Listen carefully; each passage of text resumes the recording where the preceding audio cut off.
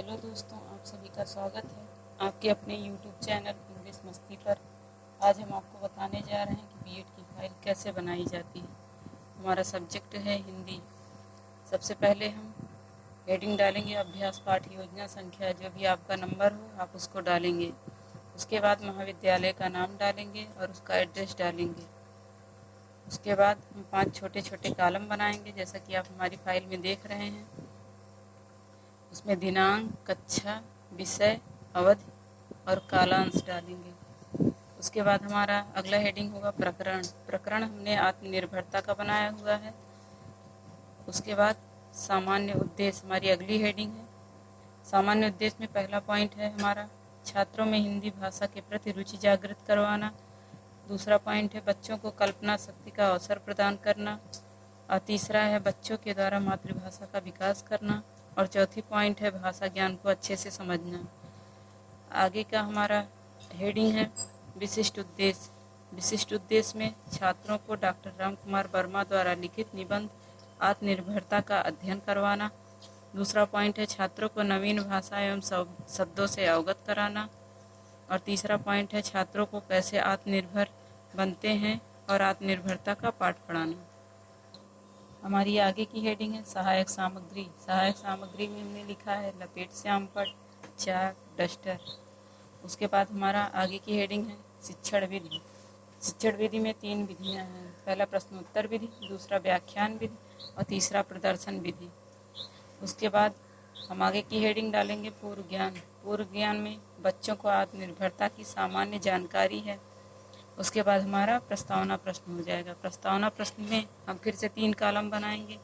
सबसे पहले क्रम संख्या, दूसरा छात्राध्यापक कथन, तीसरा छात्र छात्रा कथन। छात्राध्यापक कथन में पहला पॉइंट है बच्चों आप लोग कहाँ रहती हैं। छात्र छात्रा कथन में घर पर। दूसरा पॉइंट है घर पर कौन कौन से लोग रहते हैं। आंसर है दादा दादी, चाची चाचा, मम्मी पापा इत्यादि। तीसरा पॉइंट है मम्मी पापा आप लोगों को क्या सिखाते हैं। कहते हैं अपना काम स्वयं करना चाहिए, मतलब आत्मनिर्भर बनना चाहिए। चौथा पॉइंट है बच्चों आप लोग आत्मनिर्भर के बारे में क्या जानते हैं। मौन, यही हमारा समस्यात्मक प्रश्न होगा। उसके बाद हमारा आगे का हेडिंग होगा उद्देश्य कथन। उद्देश्य कथन में जैसा कि आप लोग देख रहे हैं बच्चों आज हम आचार्य रामचंद्र शुक्ल जी के निबंध आत्मनिर्भरता का विस्तृत अध्ययन करेंगे। उसके बाद हमारा अगला पॉइंट है प्रस्तुतिकरण। प्रस्तुतिकरण में फिर से हम 5 कॉलम बनाएंगे।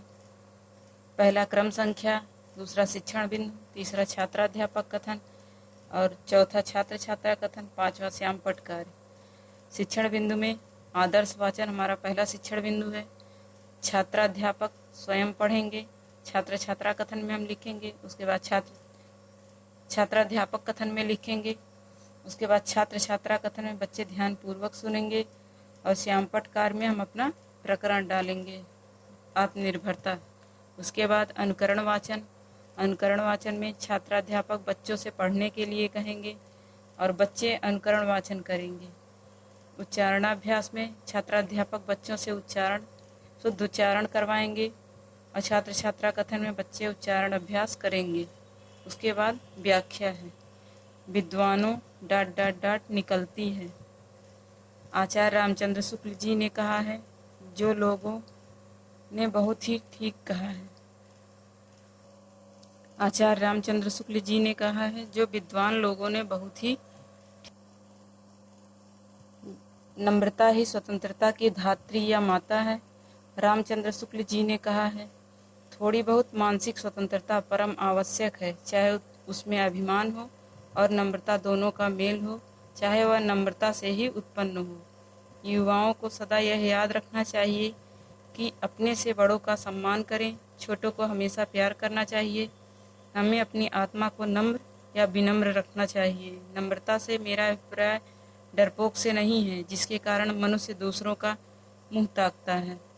उस समय उसका संकल्प क्षीण होने लगता है, इसलिए आत्मनिर्भर बनना चाहिए। और श्यामपट कार्य में हम लिखेंगे शब्द अर्थ, जैसे आत्म संस्कार अपना सुधार, आत्ममर्यादा अपनी सीमा में रहना। उसके बाद हमारा अगला पॉइंट है बोध प्रश्न। आत्मनिर्भरता का अर्थ बताइए। पहला क्वेश्चन है। दूसरा क्वेश्चन है नम्रता और दब्बूपन में क्या अंतर होता है। तीसरा क्वेश्चन है आत्म संस्कार शब्द का अर्थ बताइए। उसके बाद हमारा अगला पॉइंट है निरीक्षण कार्य। निरीक्षण कार्य में छात्र अध्यापिका द्वारा कक्षा में घूम घूम कर निरीक्षण कार्य किया गया। छात्र श्यामपट्ट पर किया गया कार्य उतार रहे हैं कि नहीं, इसका निरीक्षण किया गया। उसके बाद हमारा पुनरावृत्ति प्रश्न है। डॉक्टर राम कुमार जी ने आत्मनिर्भरता शब्द का क्या अर्थ बताया है। दूसरा क्वेश्चन है नम्रता और दब्बूपन में क्या अंतर है। तीसरा क्वेश्चन है आत्म संस्कार शब्द का अर्थ बताइए। उसके बाद हम गृह कार्य लिखेंगे। गृह कार्य में बच्चों आप सभी लोग इस पाठ को अच्छे से पढ़कर आएंगे और कठिन शब्दावली को नोट करके लाएंगे। तो दोस्तों, अगर आपको हमारा वीडियो अच्छा लगा हो तो प्लीज़ लाइक करें, शेयर करें, सब्सक्राइब करें और कमेंट करना ना भूलें। धन्यवाद।